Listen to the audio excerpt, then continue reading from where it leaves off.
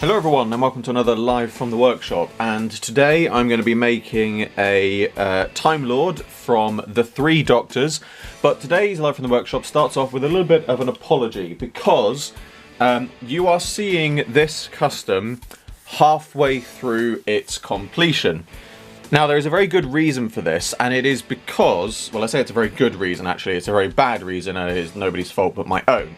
But basically I was recording this and then I found I needed to create some space on my camera, on my SD card, and I went to delete some old videos that were on it, and unfortunately, just because I wasn't paying attention properly, I accidentally ended up deleting everything on the card, including everything that I'd already done for this figure. So I do apologise for that. As I said, nobody's fault but my own.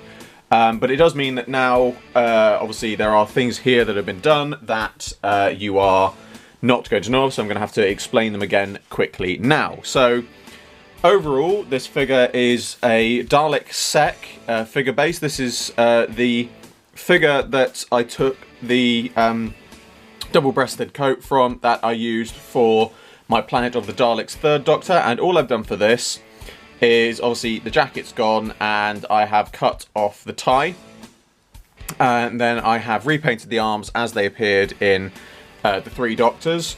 The cloak is just from an Omega figure that I've got hold of spare, and all I've done then is trim off the sleeves, and that's all I've really done there, other than removing it from the Omega figure. Excuse me. I'm using a repainted Nick Cutter Primeval head for the head, and I've got some spare Brigadier gloves, and obviously this part is the main part. This is literally just made from excuse me, I've got a bit of a tickle in my throat. This is literally just made from paper. There is literally nothing else added into this. So all I've done for this is cut out a template, and then it is basically 4 layers of paper that I have overlaid, and then I have added on the underside, so these parts, which is all one piece, which goes over the back, and then after that's dried, which is again, that's 4 layers, and then after that's dried, another 4 layers to make this part, which is the inside part, and that's another 4 layers, and then finally another 4 layers to make the just front sort of diamond bit. I don't know what you call that, the neck piece. And that's basically all I've done for this. So the first step now is that I need to glue these two together, so I can glue the fabric onto the front of the tunic. So that's where I left off, and that is what I'm going to start with now.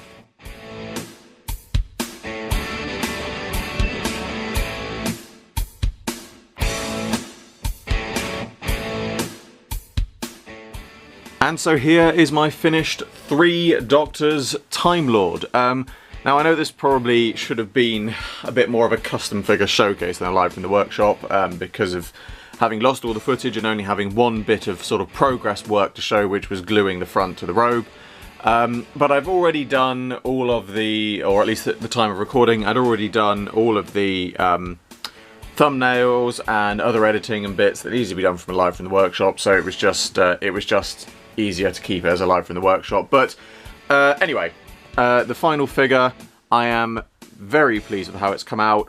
It really does look the part.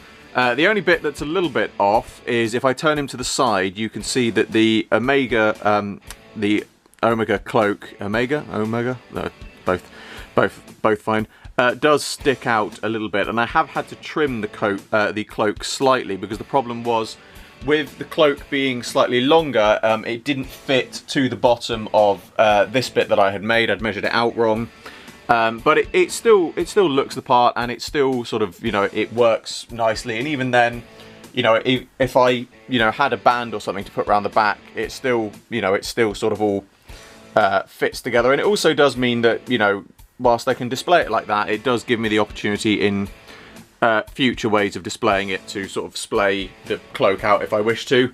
But yeah, I'm really pleased with how it's come out, and it's nice to have it's nice to have something that I can use the Nick Cutter head for, because I've got a few, and I've not really found any other sort of use for them on other customs. He doesn't really look like anyone else in the show as such, or at least not without having to give the head sculpt some sort of very significant re-sculpting.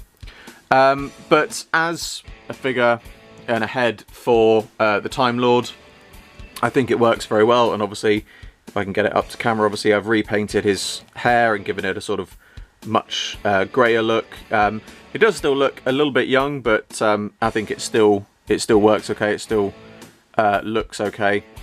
And yeah, it's a figure that I'm really pleased with how it's come out.